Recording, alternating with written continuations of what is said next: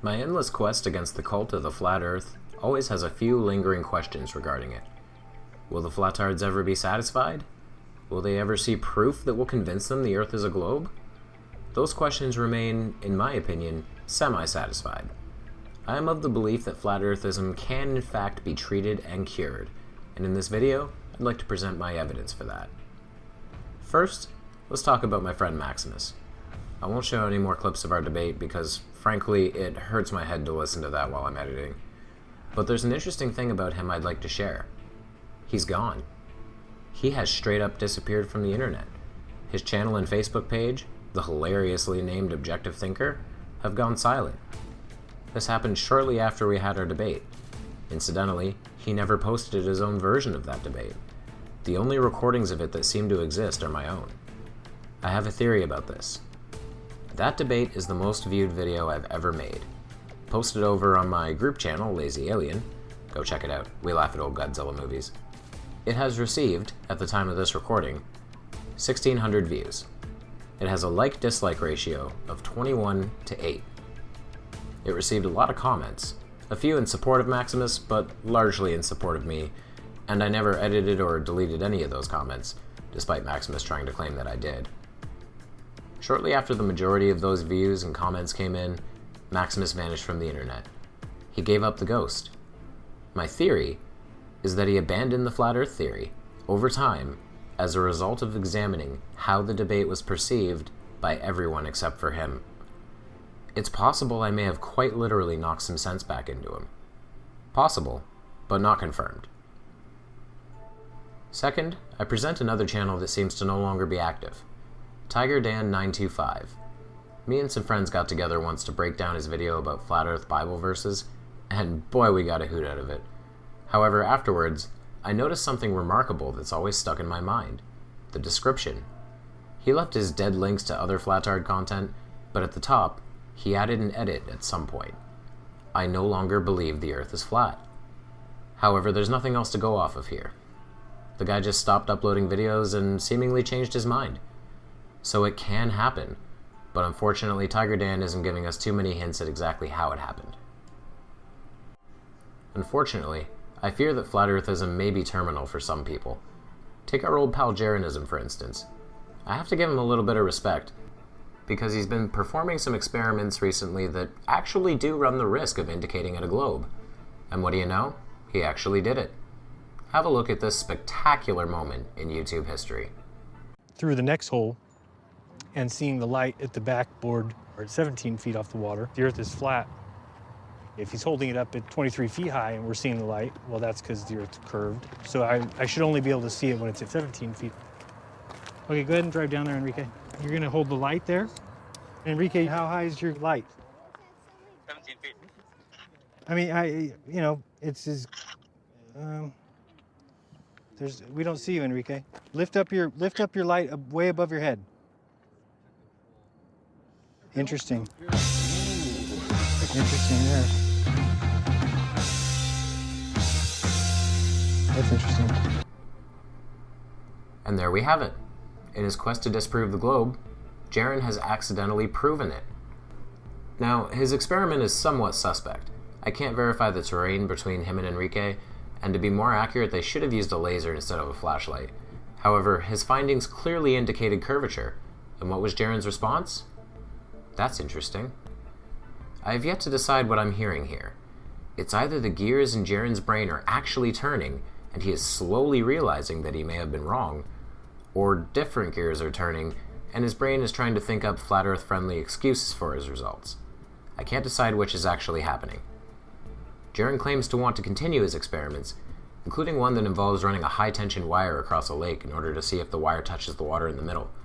I'm excited to see what happens when he does this. Now, we have one final person to look over. I searched around, and while I didn't dig as deep as I could have, I only managed to find one interview with a former flat earther. Let's have a look at what brought him around, shall we? This video is courtesy of Fight the Flat Earth, who have an awesome theme song. We're living on a disk, floating through space, with a tiny sun.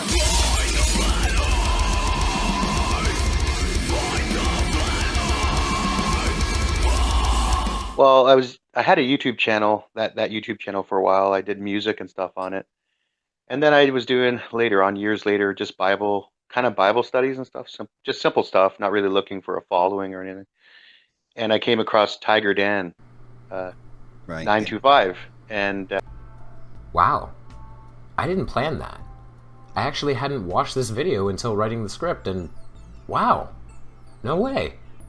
This guy was inspired by Tiger Dan, who no longer is a flat earther, and neither is this guy. Please, tell us more, my friend. Would you say it was the scripture and the way that you were introduced to the scripture that made you Yeah. think that flat Earth was a possibility?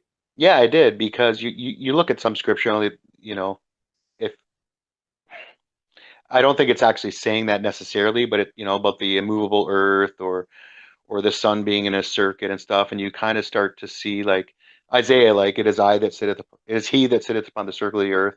So Mhm. you start thinking maybe that, a flat earth map is, maybe that's what it is, like a circle or something. So his gateway to flat earth was scripture, the same as Tiger Dan. We have a common factor here.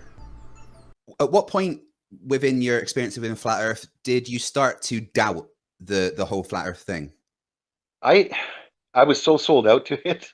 I was so sold out to it. I didn't, not till the end. I had some family members that really cared about me and everything, and I basically went out of it cold turkey. Like I was out of it. I remember, it sounds stupid, like it pretty well does, but it's kind of like getting out of a cult, and I was shaking. I was literally shaking. Like I felt like I was going through attention withdrawals because I liked the attention, Hmm. and just getting out of that, like it was weird. I just went cold turkey with help of others. Like I would never have got out by myself. These are some interesting thoughts. Recognizing that he was in a dogmatic cult is an important thing, as is the fact that other people helped him get out of it.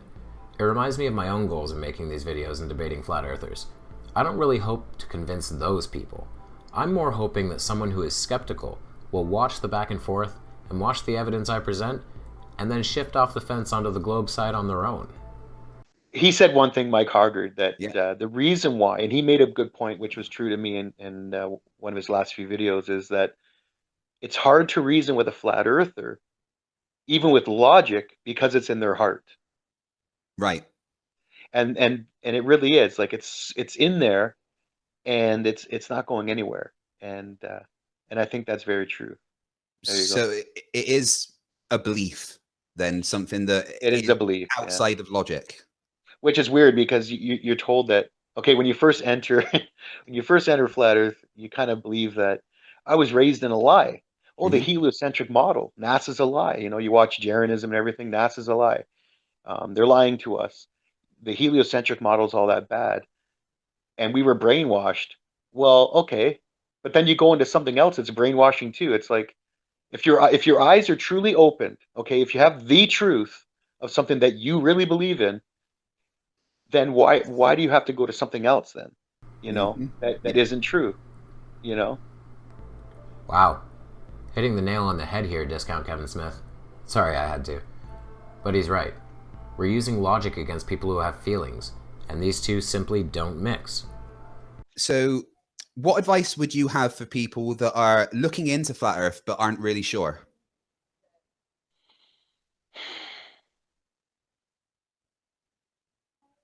Before you get into something like that, like Mark Sargent said something that's really true. Whoa now, cowboy. He said, "Oh, you watched it." He said this years ago, and I'm pretty sure all the guy does is repeat himself. He has nothing new. He just regurgitates the same old vomit. Oh yeah. But what he said was, it's like a marble in your head. You watch a flat Earth clues and you'll make fun of it, but it's like a marble in a paint can, and eventually you'll believe it's true. And I think there's a lot of truth to what he says. It's like I think don't even look at it. Like don't even look at it, because as strong as you think you are, a lot of people don't understand real science. They Hmm. don't understand why science at this point has come to the conclusions they have. I mean, they're still learning about things. I'm sure 100 years from now it'll be totally different because they're learning, but Obviously. they're not educated in why things are the way they are to begin with.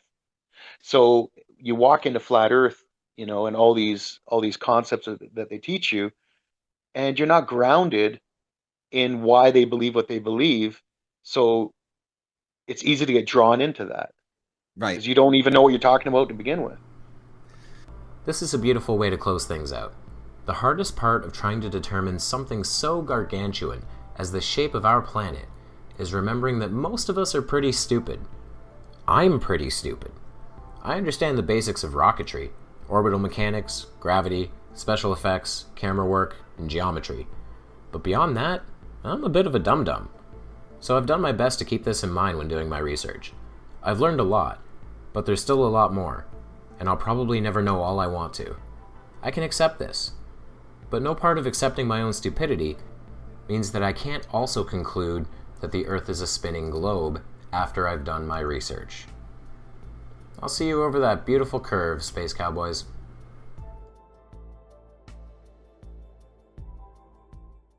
Thank you guys very much for watching. If you like this video, like it. If you want to see more, please subscribe to my channel, which is Dead Kennedy in Space. Thank you, and I'm out. Over the next hill, beyond the horizon.